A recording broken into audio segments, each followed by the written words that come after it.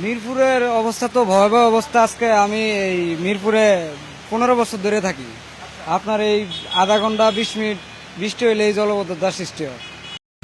দর্শক, এই মুহূর্তে আমরা রয়েছি মিরপুর কাজীপাড়ার যে এলাকা রয়েছে ঠিক সেই এলাকায়। এখানে দেখছেন যে সড়কে জলাবদ্ধতার সৃষ্টি হয়েছে, অর্থাৎ সড়কের মধ্যেই এক হাঁটু পরিমাণ পানি কিন্তু ইতোমধ্যে কিন্তু দেখা যাচ্ছে। দেখছেন যে অসংখ্য যানবাহন, মোটরসাইকেল, সিএনজি থেকে শুরু করে যে যানবাহনগুলি রয়েছে সেই যানবাহনগুলি কিন্তু চলাচলের যে ভোগান্তি সেই দৃশ্য কিন্তু আপনাদেরকে ইতিমধ্যে দেখানোর চেষ্টা করছি।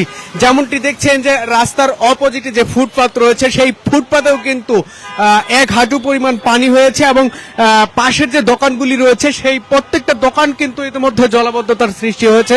সেই দৃশ্য কিন্তু ইতিমধ্যে আমরা দেখছি। যেমনটি দেখছেন যে সামনেই কিন্তু একজন দাঁড়িয়ে রয়েছে ফুটপাতের কাছে, ঠিক সেখানেই দেখছেন যে এক হাঁটু পরিমাণ প্রায় পানি হয়ে গিয়েছে পুরো রাস্তা। এক কথায় আপনাদেরকে যদি বলি যে কাজীপাড়া মেট্রো রেলওয়ে স্টেশন রয়েছে ঠিক সামনে, সেখান থেকেই পুরো রাস্তা কিন্তু ইতিমধ্যে জলাবদ্ধতার সৃষ্টি হয়েছে। যেমনটি দেখছেন যে কোনো গাড়ি যেতে হলে কিন্তু সেই পানিতে যেন সমুদ্র সৈকতের পারে যাওয়ার যে ঢেউয়ের ফিল, সেই ফিল কিন্তু ইতিমধ্যে দেখা যাচ্ছে এখানে। এক কথায় আসলে মজা করেই বলতে হয় যে এখানকার যে জনপ্রতিনিধি যারা রয়েছে এবং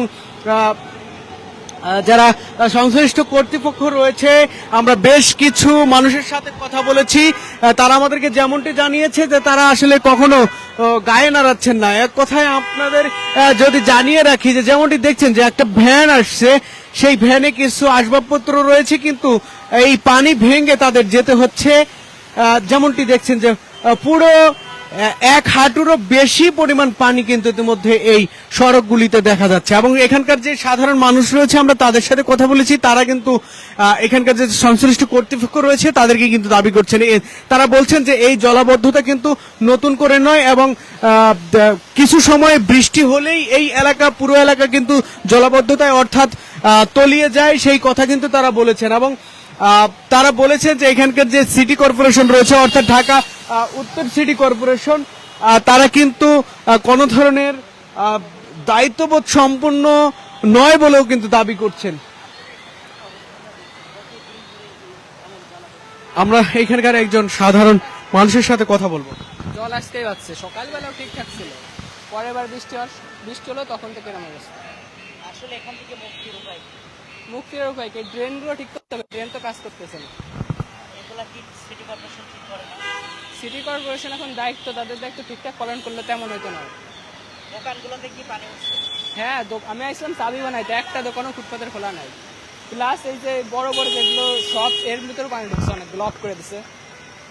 আসলে এই ভোগান্তি থেকে মুক্তি কবে মিলবে কি মনে হয়? এখন এটা তো বলা যাচ্ছে না কবে মিলবে। এই সিটি কর্পোরেশনগুলো ড্রেন এগুলো ঠিক করলে তো এই ড্রেনগুলো ঠিক করলেই তো এই জল নেমে যায় না, এই পানি। একটু মোটামুটি ভালো মতো তো বৃষ্টি হলে এমন বাইরে থাকে। হ্যাঁ,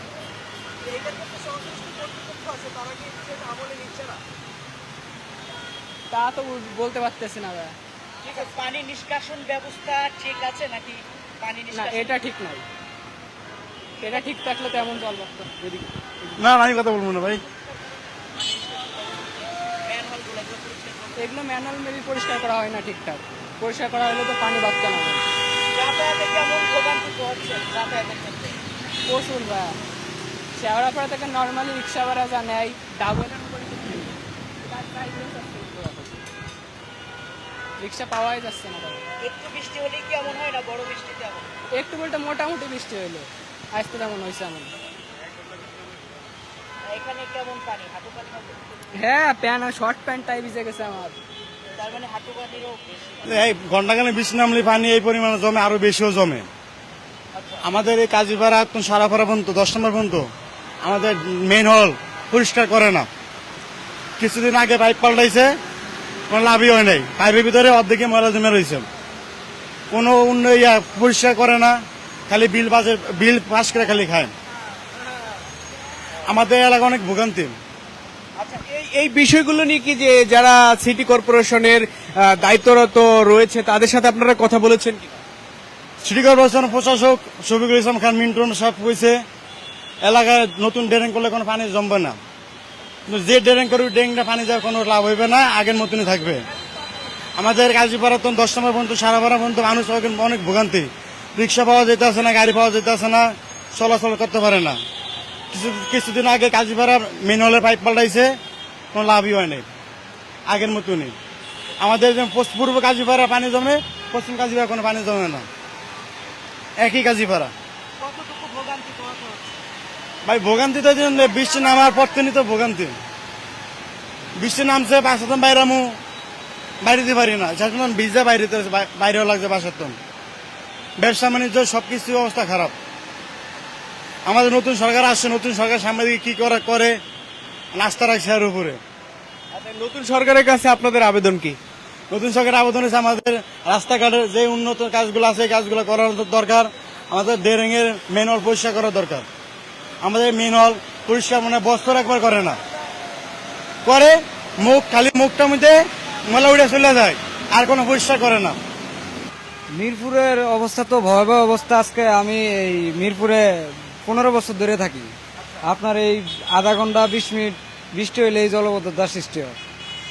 মিরপুরের অবস্থা এটা অনেক পুরনো রোগী, কিন্তু এখানে কোনো সরকারি কোনো ব্যবস্থা হচ্ছে না আমি দেখছি। ঠিক আছে, বিশেষ করে মেট্রো রেলের কাজ কমপ্লিট হওয়ার পরে জলবদ্ধতা আরো বেশি হয়। এগুলো নিয়ে কি আপনারা ঊর্ধ্বতন কর্তৃপক্ষের সাথে কথা বলেছিলেন কিনা?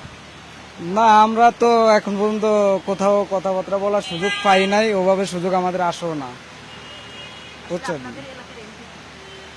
আমাদের এলাকার এমপি তো হলো জামাত ইসলামের যে এই আমির, উনি হলো শফিকুর রহমান, উনি হলো আমাদের আমির।